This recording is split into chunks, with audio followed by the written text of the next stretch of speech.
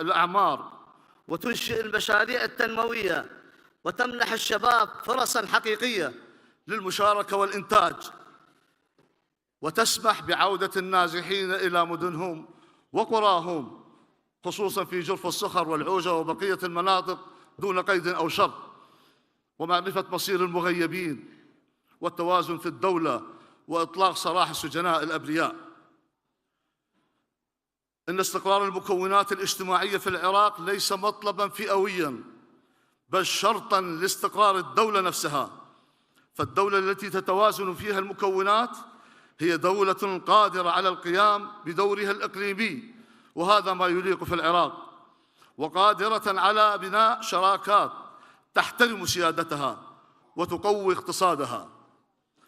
السيدات والسادة، إن تعميق التعاون الاستراتيجي في الشرق الأوسط يجب أن يتجاوز النظرة الأمنية الضيقة، فالأمن في القرن ال21 لا يبنى بالسلاح وحده، بل بالشبكات الاقتصادية وبمشاريع الطاقة المشتركة وبالتعليم وبحركة التجارة وببناء المسارات التي تربط شعوب المنطقة ببعضها البعض. إن منطقتنا تملك إمكانات هائلة، لكن هذه الإمكانات لن تتحول إلى فرص ما لم ننتقل من إدارة النزاعات إلى إدارة التنمية. فالأقاليم التي تتعاون اقتصادياً تصبح أكثر قدرة على تثبيت السلم السياسي والأهلي، وأكثر قدرة على مواجهة التحديات العالمية المشتركة، من تغير المناخ إلى الأمن الغذائي. الحضور الكريم، إن الازدهار الاقتصادي ليس هدفاً مثالياً، بل هو الأساس الضروري الذي تقوم عليه كل منظومة استقرار طويلة الأمد. ولنعترف بصراحة، لا يمكن لأي دولة أن تحارب الفقر والبطالة وتعيد بناء الثقة في مؤسساتها دون اقتصاد منتج وعدالة في توزيع الفرص وبيئة استثمارية تحترم القوانين وتمنح المستثمر وضوحاً وأماناً. إننا نحتاج إلى صياغة رؤية اقتصادية مشتركة للشرق الأوسط تقوم على أولاً الربط الإقليمي في الطاقة والنقل، وثانياً حرية انتقال الأفراد والبضائع والاستثمارات دون قيود، وثالثاً الاستفادة من موقع العراق كمحور تجاري وجغرافي، رابعاً دعم المشاريع العابرة للحدود وتحسين بيئة الاستثمار عبر إصلاحات واقعية ومنهجية.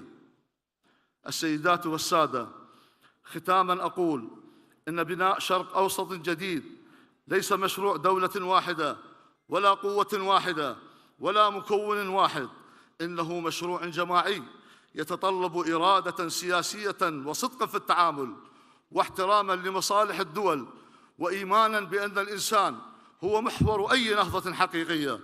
فالإنسان المستقر المتعلم المنتج هو الضامن الأول لأمن أي دولة. إن طريقنا نحو شرق أوسط أكثر استقراراً يمر عبر دولة قوية عادلة ومجتمع متماسك لا يشعر بالظلم، واقتصاد حديث، وعلاقات إقليمية قائمة على الاحترام المتبادل والندية والمصالح المشتركة لا التبعية. وأنا واثق أن هذا المنتدى يمكن أن يشكل خطوة واقعية في هذا المسار، وأن يفتح أبواباً جديدة للحوار ورؤية مشتركة تعكس طموحات شعوبنا وآمالها، بدلاً من أن تفاقم من مخاوفها ومهدداتها. والسلام عليكم ورحمة الله وبركاته.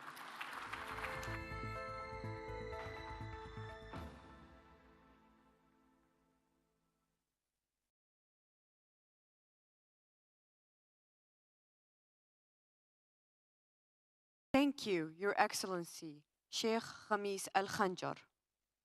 Now, our first panel is titled The Middle East Managed Chaos, Assessing the Region's Challenges and Prospects.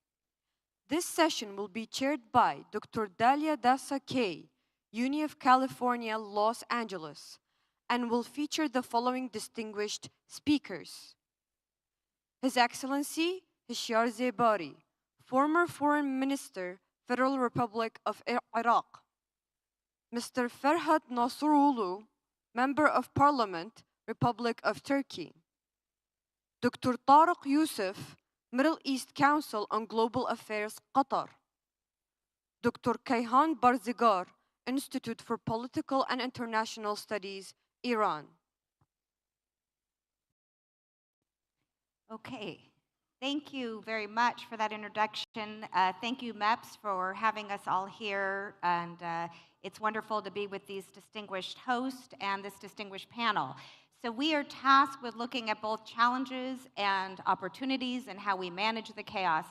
So what we'll do, I think, is we'll start with the chaos. We'll start with the challenges. And what I think would be very interesting is to get the perspective from each place where you're sitting from your vantage point, of what you see as the top threat today. And if you were sitting in MEPS November of last year, because let's face it, this has been a remarkable year. The fall of Bashar al-Assad, 12-day war, bombing of Iran by US and Israel, a strike in Doha, but also positive developments.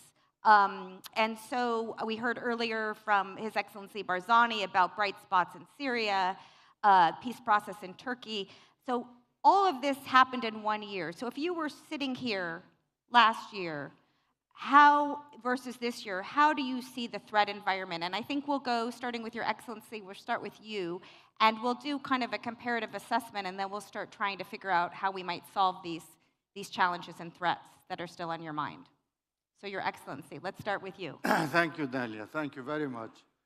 First of all, I'd like to thank Mr. Masroor Barzani, the chairman of the Board of Trustees, and for MEPS for inviting us and bringing us together in this wonderful forum. As you mentioned, a year ago, imagine a year ago where we were. And who expected or predicted that these massive changes will shake the Middle East and the balance of power?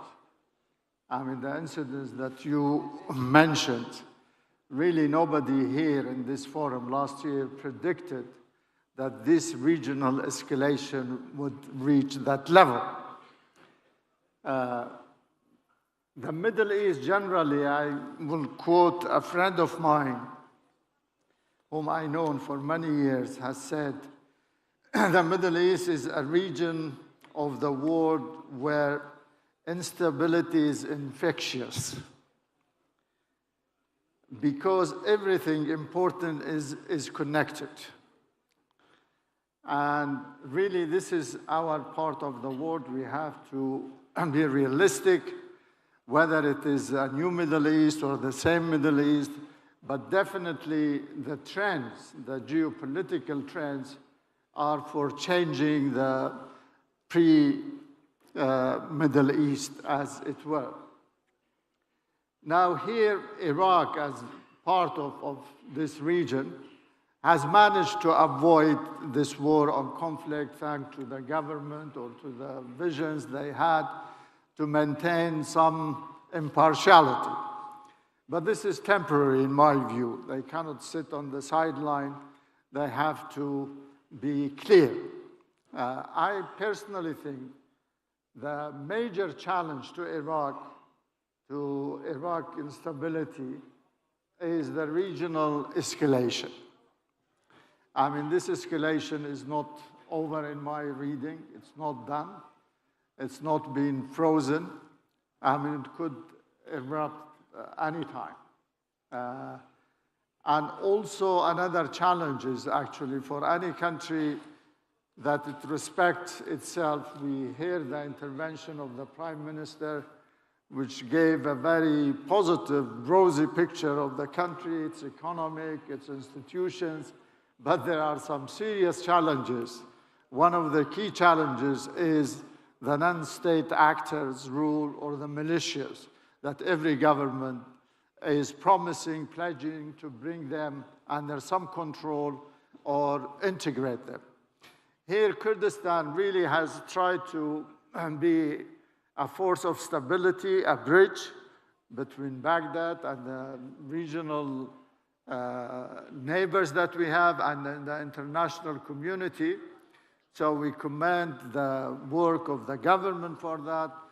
Another factor of instability is the fragility of the institutions. We were discussing with some Iraqi friends about how important it is to have this institution strengthened and empowered is another challenge in my view, in my personal view. My last point, and I'll give the floor to my friends, I personally think we need, in this region and Iraq, some certainty about the US forces in this region. The multinational forces. Yes, there are a debate, there are some divisions within Iraq about the presence or the legality of these forces in our territory.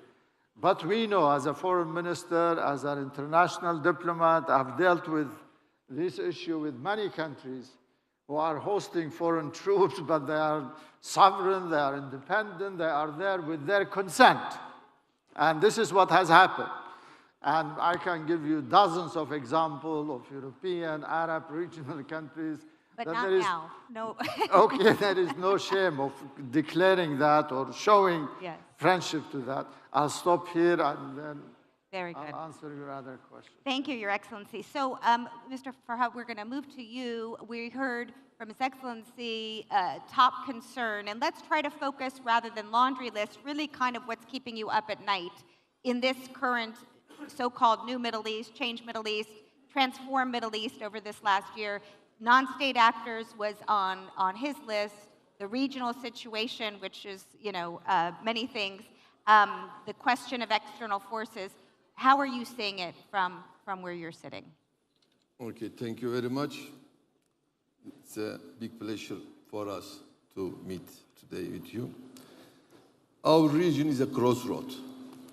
Actually, we will either slide into deeper fragmentation or manage this chaos, or we will choose a path of stability and prosperity built on cooperation. I believe we still have a window of opportunity to move from manage the chaos to manage connectivity. This means shifting from reacting to crisis to build an infrastructure, institution, and capability that can secure peace and prosperity for our region. Today, I can frame in 3 themes. 1, investing in regional connectivity, especially infrastructure and the new development road. Second, unlocking promising sectors such as renewable energy, digital economy, agriculture and tourism and defense. Third, comforting global fragmentation by deepening regional integration through free trade agreements. How we will connect to increase our connectivity? Let's say we live in world a high uncertainty area. This from geopolitical tension, supply chain lock, and rapid technology distribution. One of the most transformative example in the new development road is a corridor linking from Gulf through Iraq and Turkey to Europe. It is very important project to increase our relation with the connectivity, not with chaos, but dependency. If we will increase this, we will make a better relations. Now, thanks. Okay, excellent. And we'll return to that, and if other panelists have thoughts about the connectivity, we're already getting to solutions here. But of course, as we know, we need stability for these development plans, but you don't have stability without development. So we have to square that circle. But there also is the question of which connectivity plan. There are many competing plans out there, so I'll be interested in other panelists' thoughts on that. Tariq, why don't we go to you? And maybe if we can start again with the question of what is the biggest challenge? I mean, we've had a very changed year, very many shocks to the system. good and bad. How are you seeing it now, sitting in Doha, but also your broader analytic take? Thank you, Daisy. Bismillah wa salatu wa salam ala Rasulullah. Thanks to the organizers here for inviting me. It's my first opportunity to be in Kurdistan. I've enjoyed my stay, and I'm very pleased to be on this panel.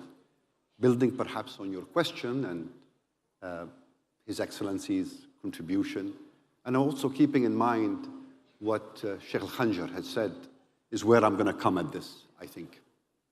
I think at this moment in time, as we look at the last year, the last 2 years, I think if there is one thing that has become perhaps clear to many people in the region, I say this with a lot of confidence, about not just governments in the region, public in the region, is that the biggest threat to instability at this moment, as has been revealed through a course of actions and aggressions and militaristic policies, for the first time perhaps in a long time, is Israel.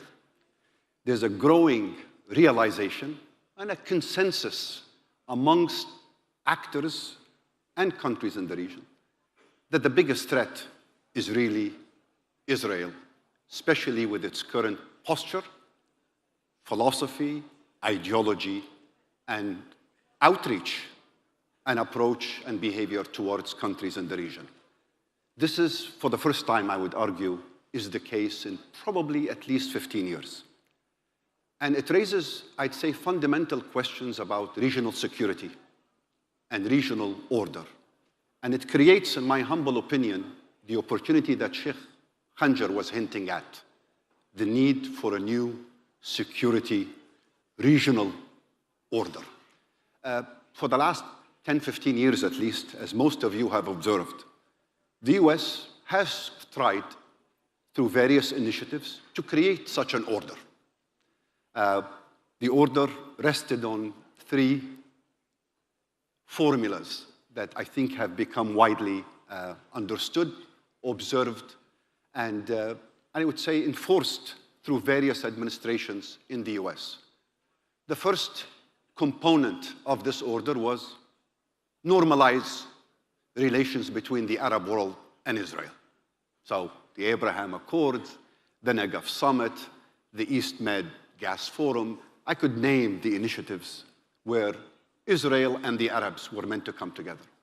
The second component of the US efforts was contain Iran, isolate Iran, keep Iran weak, threatened, constantly under the prospect of a threat.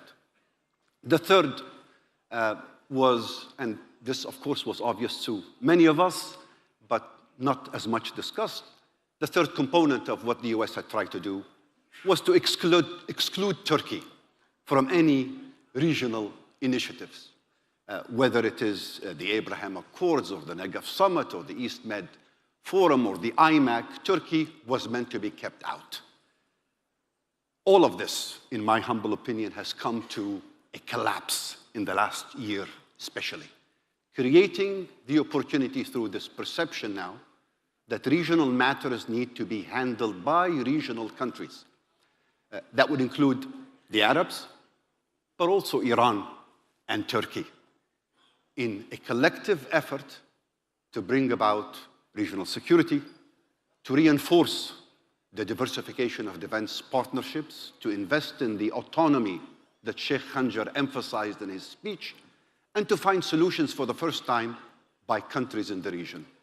This is an historic opportunity that I think also gives way and an opening for discussions about regional integration, economic cooperation, in ways that maybe have not been pursued in at least a generation. My bottom line in terms of the shared threat is the US is not going to save us. Europe is busy. It's up to countries in the region, including Turkey and Iran, to look for the kind of regional order, settlements that will produce perhaps for the first time an arrangement that will be for the benefit of people in the region. Okay, thank you, Tarek. Nice, good, provocative openings.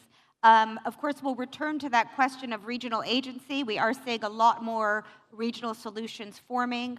At the same time, we just saw last night a UN Security Council resolution passing that was a US drafted document that was supported by the entire, or many of the powerful Arab countries, Turkey and so forth. So it looks like a complex situation. Ken, we'll go to you, and I suspect you might have some agreement with your colleague Tariq here on how you see the threat environment. And as you know, people sitting in the U.S. and not in every quarter, and many in the region have pointed to your country as a source of concern and instability.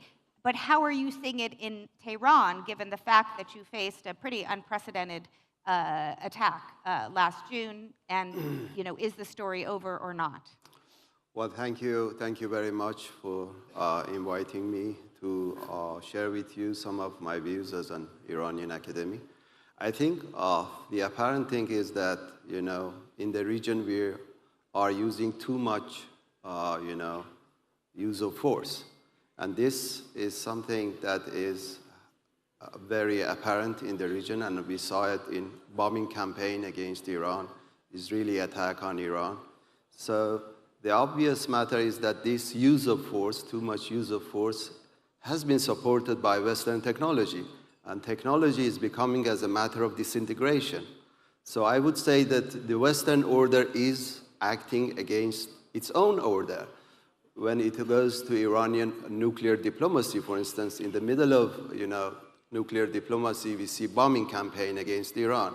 We see the IAEA to send a false report about the Iranian nuclear program and activity. We see the snapback by the Western and European countries. All of these are something that is pushing independent nations in the region to act in its own independent way. So I would say the main challenge is too much use of force. The Western technology that is supporting, for instance, the Israeli, Tariq mentioned the Israeli, technological, superiority on the air has somehow challenged the Iranian power in a way. So I would say that we are using a lot of use of force, especially in our region, that there are not much norms and regulations created to control these use of force. We see a great deal of challenge right now that should be dealt in a proper way. Okay, thank you. Your Excellency, I wanted you to respond maybe to some of what you just heard, especially this question. I know you have been quite critical. You speak your mind openly, and you've been critical of Iraqi foreign policy, diplomacy, as kind of not exerting the influence that it could, given the strategic position here in Kurdistan and Iraq and the role it plays in the region. You heard from Tariq a lot of greater role of the region being able to solve its own problems because, of the changed geopolitical landscape. What would be your prescription for how Iraqi foreign policy could change, and where would you focus it? Would it be Israel-Palestine? Would it be another arena? Where do you think you could make a difference? Thank you very much. I have here in the audience a dear friend, Professor Ahmed Dawoodoglu, who is a great friend and a mentor for diplomacy and others. I mean, he can correct me, actually. For any country to have an influence, to be on the table, I mean, to be counted for, not to look for others to speak for her or for the country. No, actually, you should present your cause and be confident enough. Only you can do that when you have an independent policy of your own, and you don't look left or right, let's say, over your shoulder. No, I think you have to do what you believe, you are convinced. For Iraq, it's Iraq destiny. It's part of the Arab fold, of the Arab community, of the Arab countries. That is destiny. I mean, since Iraq was created. Definitely, it should not deviate from that. It doesn't mean that Iraq should not have an excellent relation with Iran, with the Islamic Republic, or with Turkey, or with other countries. Not at all. That doesn't contradict each other at all. But I think for priorities, it has to go with the mainstream Arab countries, wherever they go. That was really what we followed after 2003. Even there are some cases which we couldn't believe, but in solidarity with the Arab consensus, we have gone. So the issue of recognition of the one-state solution or two-state solution is problematic. Iraq, I mean, even before 2003, Saddam Hussein, when he was the hardest Arab nationalist, recognized the Arab peace process. In 2002 in Beirut conference. We, after 2003, in successive Arab summit and Arab meeting, again, we embraced that Arab solution or Palestinian solution. Now, after so many years, you say, no, I'm not part of that. It really doesn't make any sense. So you would support the No, I mean, that resolution that passed yesterday? I think that is the consensus of the Palestinians themselves. Yeah. Okay? So we cannot be more Palestinians than the Palestinians. On many other issues, really, I mean, you have to be credible in dealing with international diplomacy, with other countries, with superpowers, with the American, with the European. Really, you have to be credible in many ways. I mean, to honor your commitments, to honor the agreements you have, the memorandum of understanding you have. What I hear, the feedback, really people have their own doubts whether these guys are serious or not. Yeah. I mean, that's a question. In fact, I mean, for the Iraqi government or the next Iraqi government, they have to address in order to gain more credibility in their foreign policy and in their position in dealing with the rest of the world. Thank you for that. So sticking on this issue, because this is live news, the Security Council they don't pass very much these days, but the Russians and Chinese abstained, and your government supported this resolution to move forward with the next stage of the ceasefire.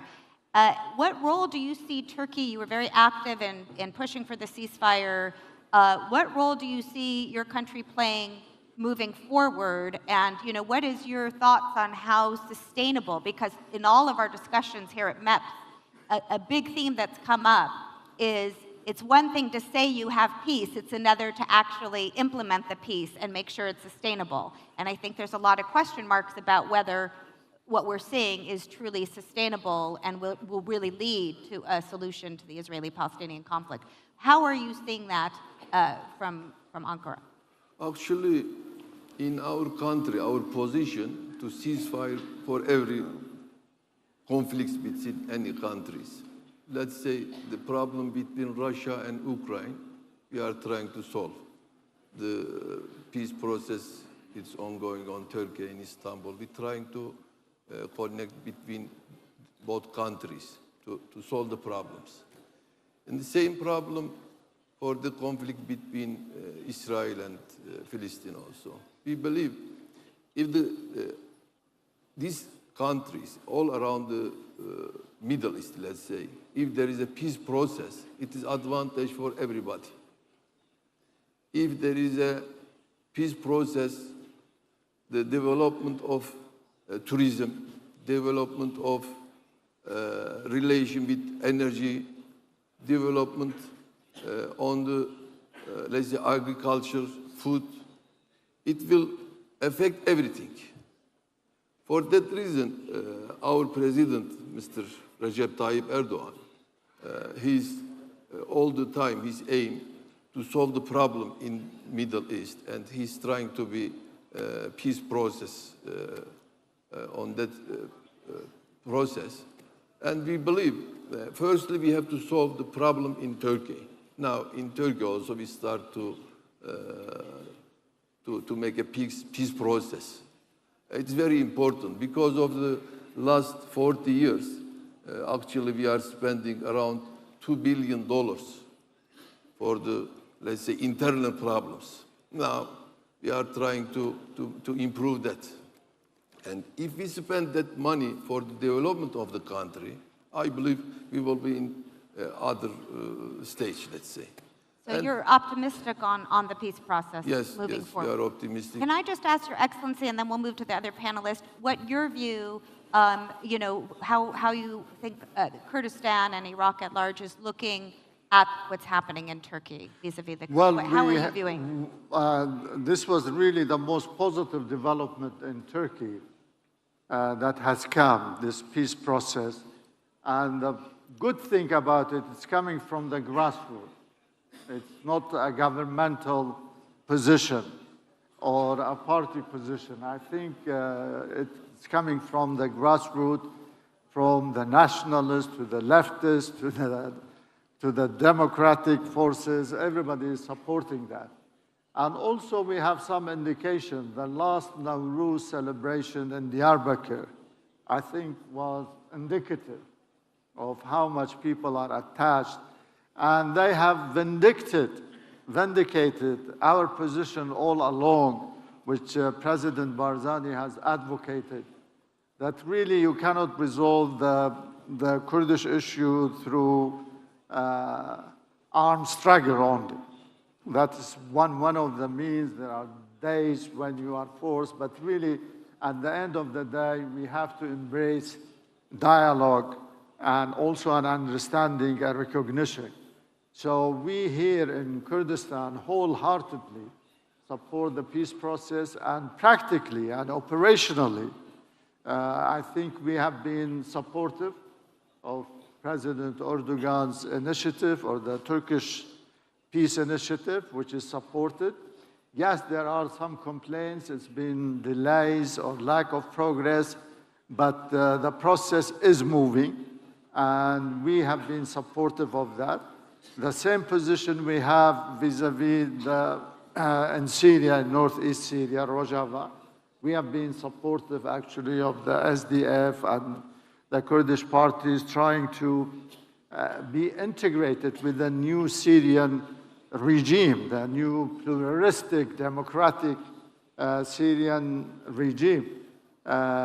So to answer your question, yes, we are very happy about this progress, this development, and I think it's in the benefit of the entire region. We've suffered here in Iraqi Kurdistan because of the PKK activities from Kurdistan or across the border.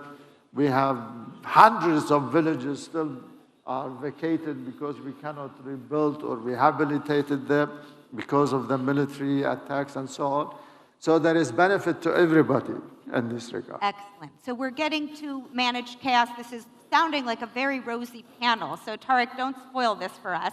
But I want to get back, and His Excellency just mentioned Syria, and you were talking about greater regional agency. You're seeing a lot of Arab cooperation with Turkey. It's very interesting, whether it comes to Syria, whether it comes to Gaza. But the question of Israel is, you know, as being, and this is, you're hearing this more and more, yet at the same time, you're seeing many states in the region, especially in the Gulf, still very much turning toward Washington, and Washington is still very much supporting Israeli objectives, and in fact, very much doubling down on the Abraham Accord gambit, and it probably won't happen with the Saudis at the moment, but to be continued. But nobody's broken relations off with Israel. So despite this dramatic set of events in terms of the current Abraham Accord countries, Mohammed bin Salman is in Washington today, Washington time, or will be, looking for a similar deal that the Qataris got, some F-35s. Relations seem to be very strong. So how do you put those pieces together? What kind of Middle East are we seeing when we still have this very large U.S. role, but yet greater regional agency, more concern with Israel, and continued rapprochement with Iran? Thank you, David. Actually, that's a great question, and an opportunity maybe to clarify more what one was trying to say earlier. There's no doubt that in the short term, in the very short term, the U.S. is indispensable. The U.S. is relevant. The U.S. is the most influential actor in the region. It will help with the ceasefire. It will conduct transactions with various countries in the region, including with Mohammed bin Salman, on weapons, on security guarantees, on a host of other economic initiatives. But the notion that the US is in the long term your security guarantor, or US credibility as a guarantee for a regional order, I think has long been shattered, especially in the last couple of years. And you hear this everywhere. I've been quoted as saying recently, in the case of the strike by Israel on Qatar, which was a major political shock for people in the Gulf, states, observers, and the public. I said publicly, there are $500 billion in a commitment to the US, investment commitments, business commitments that the Qataris had just made prior to the strike during Trump's visit to the Gulf. Cannot buy you a phone call to warn you about an incoming strike. How much faith can you still have in the so-called US security umbrella? So in the short term, the US is indispensable. We need the US, we need for the ceasefire and everything. But increasingly, the realization that regional countries have to show agency, engage in collective efforts to resolve problems, and you're seeing it, as you rightly pointed out. Turkey, Saudi Arabia, Turkey, Egypt. Gulf countries are diversifying with Asian countries.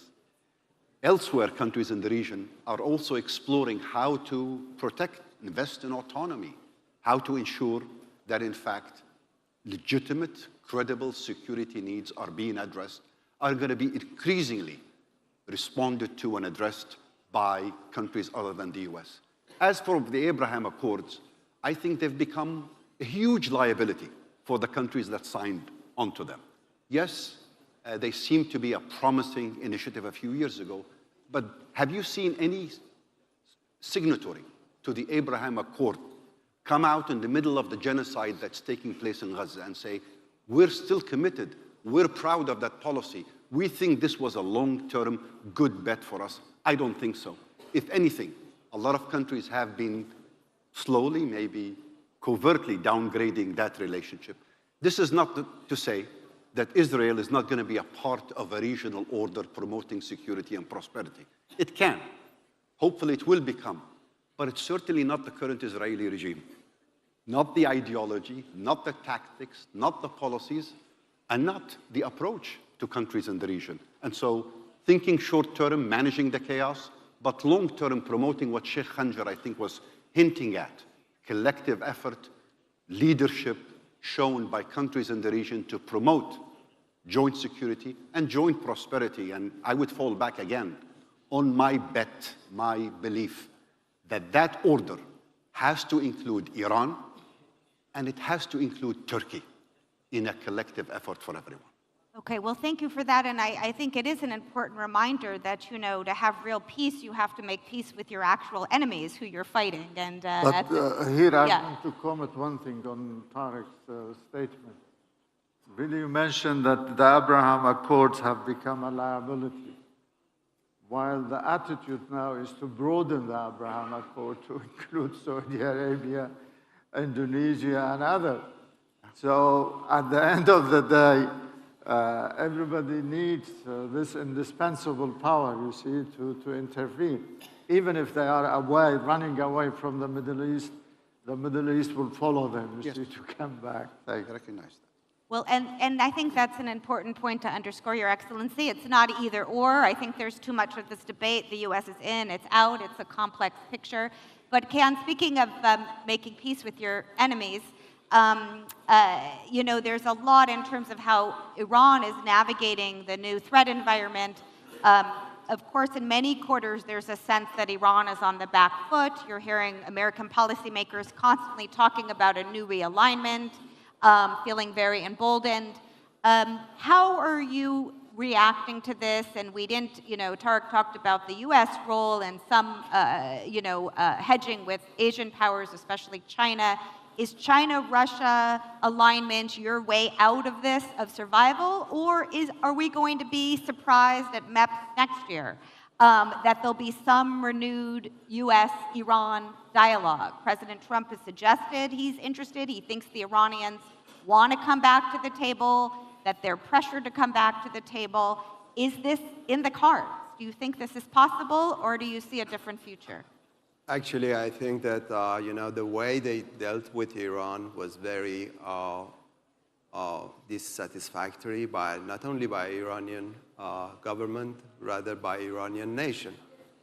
And one of the main lessons to Iranian after the 12-day war was that for the first time, the Iranian realized that they need this certainty to go towards China and Russia. And I think at the same time, because before that, the Iranians were confused going to the east or the west, when they realized that the Western countries are not going to give Iran investment, technology, whatever, then they realized that they need to go to China, not liking China or Russia, but this is something determining Iranian to go in that direction. And at the same time, I think on the Chinese and the Russian part, they realized that the Western countries are weakening Iran in their southern for Russia and their western border with China. So they need to somehow support Iran. So we see a new equation in a way that there is a kind of certainty in strengthening relations between Iran, China, and Russia. And I think that that is the logic, the strong logic that the Asian development needs to be somehow evolved in a non-Western way, as we see in the region after the U.S. Support of Israel and Israeli doing everything everywhere in the region, that we see no balance of power rather than the region one side, the Israeli on the other side. We see a great deal of self-reliance by the regional state to count on their own and diversifying their relations with not China and Russia. I would say that regional power and rising power like Saudi Arabia, Turkey, Iran, India, China, Russia, these countries are perceived in a non-Western world, and they need to cooperate in a way. And I think another point is that the region needs, as it was mentioned by the participant, the region needs to solve its issues before going to the West, because this has been apparent after the Israeli attack on the Iranian nuclear facilities and the U.S. bombing campaign against Iran to stop Iran, firing missiles to Israel. That was the reason that Iran has accepted ceasefire because of the U.S. bombing. We have this growing dissatisfaction inside Iran that we should not have accepted the ceasefire. We should have continued, because the Israelis do not understand the way that they want to deal with the other nations. So I think we are on the verge of a very turning point time in the region. And there has been an opportunity created in the region to cooperate with each other, I think, between Iran and countries in the region, Turkey, Iran, and other Arab countries. There is this opportunity to work together, because this is something that the region is realizing. The Western way of attituding towards the region sometimes goes to its factory default use of force, and all issues of diplomacy, human rights, international law, all of them goes in the context of double standard. You see a great deal of different attitude by the West. So this is the real challenge we are facing right now. Well, it's interesting, because I don't know if the audience is hearing this, but you're hearing very different versions of what the regional order should be, how to seize on opportunities that are clearly there. I mean, it is a very interesting moment where there's wide consensus that you need human security, you need development, you need to deal with displacement, deal with your people. That's what prosperity. This region in Kurdistan is a good example of that.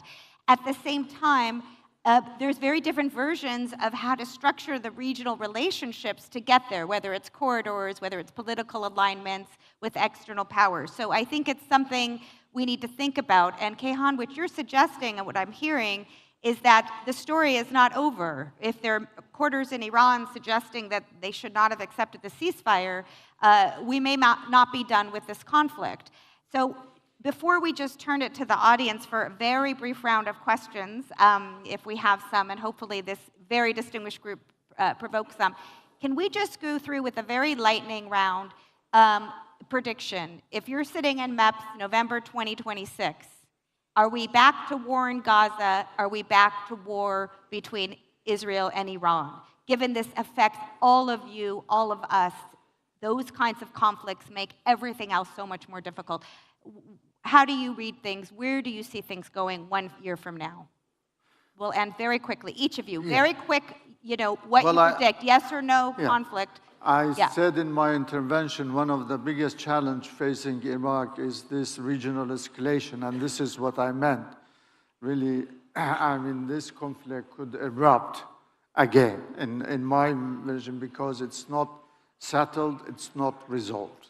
Okay, I don't mean to end on a pessimistic note. Maybe someone here will say, we'll be here and have managed the chaos in a year. So thank you, Your Excellency. Yeah. Actually, it is not a matter of Iran. It's a global security is rising. Because when you're visiting Eastern European countries, they are afraid attack of Russia. And they are investing, or their expenditure for, let's say, annual defense expenditure is reached to $6 trillion. It's a huge amount of money that they are spending for defense. Yes. It's a global problem, I believe. But what would be your prediction about whether we can expect resumed conflict in Gaza or vis-a-vis U.S., Iran, Israel, Iran in a year at MEPS November 26th?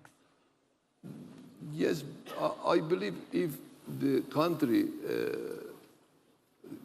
defense system, they are invest on that area, the others afraid to attack them, then it can be stabilized. So you think deterrence Otherwise, is going to hold? They can bomb through the airplane, and it is. Let's say it must be equalization. Yes. But maybe there is some pact. There is a new. I think it's a great point that these things are not inevitable. That there are factors that would weigh against this resumption. Tariq?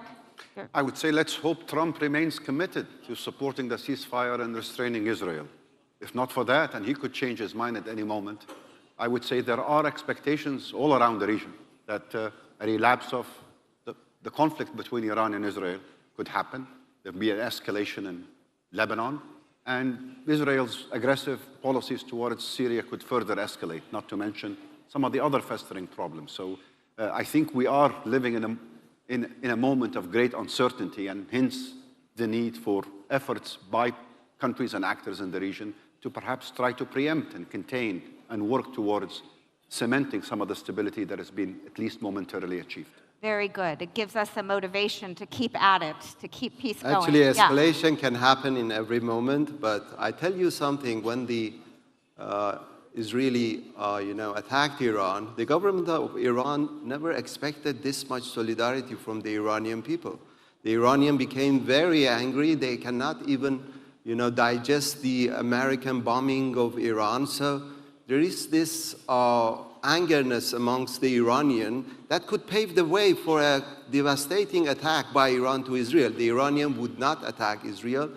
If the Israeli attacked, the result of that attack would be the harsh Iranian response. So I would say that, the Israeli right now might think that they did this surprise attack. They have had some success in the day 1 and 2, but the Iranian, we should remember that the Iranian could stop the Israeli war machine after 50 years.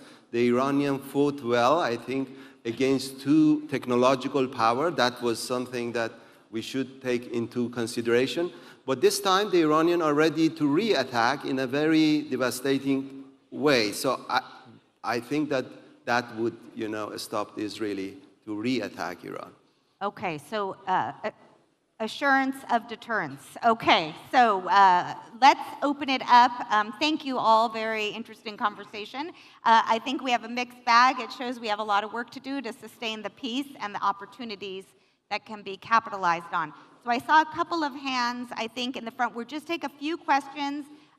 We'll keep the questions short. Introduce yourselves, short questions. say who you're directing it to, if you're directing it to everyone, because the questions are between us and lunch, I think, according to the organizers. So right here in the front, yes, please. Oh, we need mics, yes?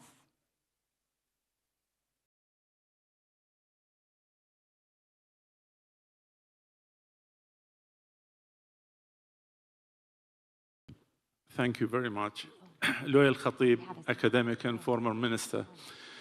My quick comment is about the chaos in the Middle East that we cannot talk about, or it's very challenging to talk about the chaos in the Middle East in isolation with the economic chaos worldwide. We're witnessing a world that is shifting completely different from the financial system of the Bretton Woods Agreement days to a completely new system is evolving and yet to be created. This is as a result of the growing global debts that's skyrocketing, 380 trillion US dollars, 12% of which are US debts. And the whole world, when they're talking about the Middle East and remapping and reshaping a new Middle East, talking about a region that is unfortunately taking the whole world at ransom, while it holds over 45% of a rewarding commercial energy resources. And the only region that could help the world. When President Trump commented at Sharm el-Sheikh, he said, Iraq holds lots of oil and they don't know what to deal with. Many people in this country ridicule that comment. He wasn't referring to the 4.5 million barrels that Iraq producing or the 150 billion barrels that Iraq holds. He was referring to the potential of 330 billion barrels that Iraq holds, with a potential of 10 million barrels that could produce and turn itself into a swing producer. The world needs another swing producer than Saudi Arabia.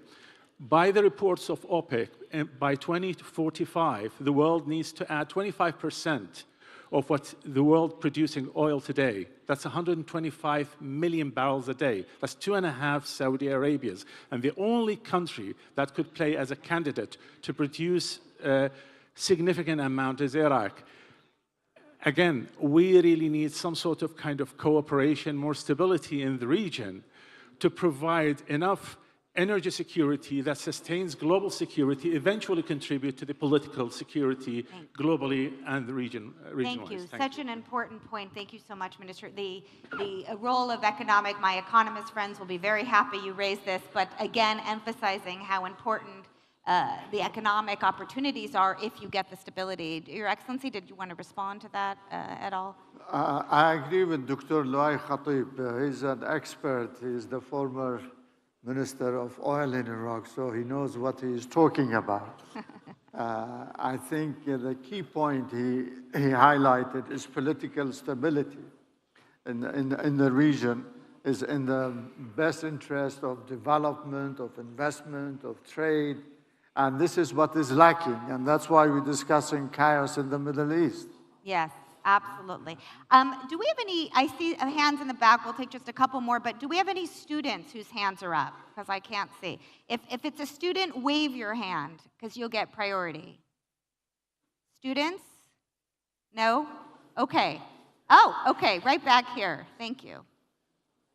We are at a university, and you have such a talented cohort of young people here in Kurdistan, so let's hear from a student.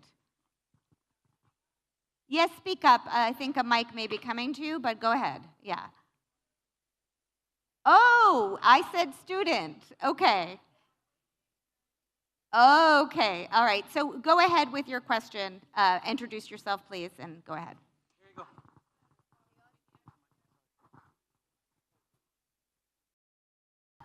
Thanks so much. So as a woman, I wanted to ask you a question because all the panelists were men discussing the issue chaos and peacemaking in the Middle East and the world without women. And thank you, Dr. Dalia, for hosting such important conversations. So my question to you all about chaos in the Middle East: what is your policy? What is your agenda for women involvement in the process? Because as you know, Kurdish women in Western Kurdistan, Rojava, being part of the process of Syrian democratic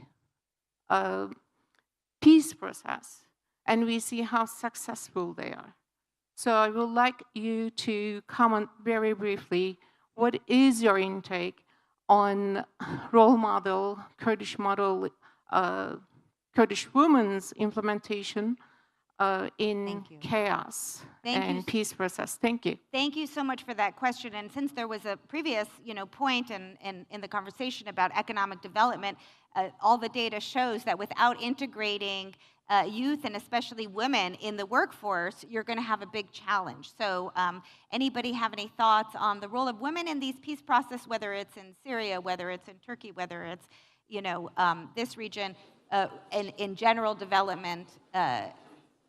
Tariq or Mr. Farhad? Just a remark. Yes. Last week, we are in Germany, Berlin, and we have a meeting with Yazidi people. They are divided, and because of the region also, they are, especially in Turkey, they have some problems, and we are trying to solve the problems. And one of the women, they said in Turkish, I don't know how I spell in English, but they said, bizim memlekette kadınlar erken uyanır, güneşten önce uyanır. Çünkü güneşi doğuranlar bizim kadınlarımızdır. I don't know how I can spell it. It sounds good, but I don't know. But they said, the woman, it is early wake up. Before sun rising, they are wake up because they are doğurmak, doğurma. We're hard workers.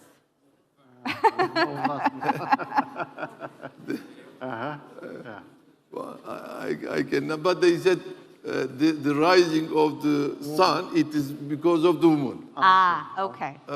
Very good. It is very important that in this region, the woman is very important for us. And in the peace process also, I believe the woman role is very important. Excellent. It must be in the politics, or they must be in cultural, they must be in the production, industry, in everywhere. Yes, of course there's a gap between recognizing the importance of women and implementing policies that empower women. Tariq, do you have any data from Middle East Council on that you want to share on that? I guess what I wanted to say, it's hard to disagree with the thrust of the question. I think we've been engaged in this debate, discussion for over a quarter century now. There's wide recognition of the importance of integrating women in society, in the economy, in politics. And we have a lot of examples and a lot of experience to fall back on. I think what we have failed to do is to promote the kind of knowledge sharing and good practices that some countries or some societies have come up with across the region. This is going to be more challenging in the coming period because increasingly it's going to be, again, actors in the region owning this agenda. This agenda cannot be seen to be coming from the outside. It has to be couched, has to be anchored, and it has to be presented in different ways. I don't see any resistance in the way that perhaps was the case a quarter of a century ago to promoting gender equality, the empowerment of women. But maybe if I have an opportunity now to just add my 2 cents to the question that was asked previously. I think increasingly, as you said, Dr. Luay, it's not just the international political order that's fragmenting, it's the international economic order that's fragmenting also. So globalization is in retreat, trade wars are emerging, countries are becoming more protectionist, and national security considerations are seeping into everything. These trends are going to reinforce the need for regional integration. because regionalism becomes the answer and the response by countries, and we're seeing it around the world. Asia is looking after Asia. Africa is looking after Africa. Latin America is going to look after Latin America increasingly. This is precisely another motivation, I would argue, for why regional cooperation, regional projects, both political and economic, will end up reinforcing one another. Case in point, as much as I like the IMAC and the promise of the IMAC, I am much more excited about the Middle East Development Project, for example, the corridor that links up Iraq and Qatar and the UAE with Turkey. That's organically placed, it makes economic sense, it doesn't need geopolitical underpinnings, and it helps with regional security and regional prosperity. Okay, we ran out of time. I see there's more questions, but perhaps over the lunch you can ask the others. I'm hearing a lot of actually optimism, region, instead of one country first, region first. So maybe we need a new motto that comes from this panel. But a lot of challenges, but I'm hearing a lot of room for capitalizing on those opportunities. Thank you all very much. Thank you to the audience. Ladies and gentlemen, thank you to our distinguished speakers and to our chair for this insightful session. We will now break for lunch. We kindly ask you to return to the hall by 2:30 p.m. as we continue with our program. Thank you. آماده بوین برز نوکجی دمنان خورنا نیوروژه هیویومه که هندم جمردو نیوه بشتی نیوروژه و گرنا ساله داکو ام برنامه خو بدومینین. سنتوقف الآن لتناول الغداء. يرجى العودة إلى القاعة بحلول الساعة 2:30 مساء لجلستنا التالية.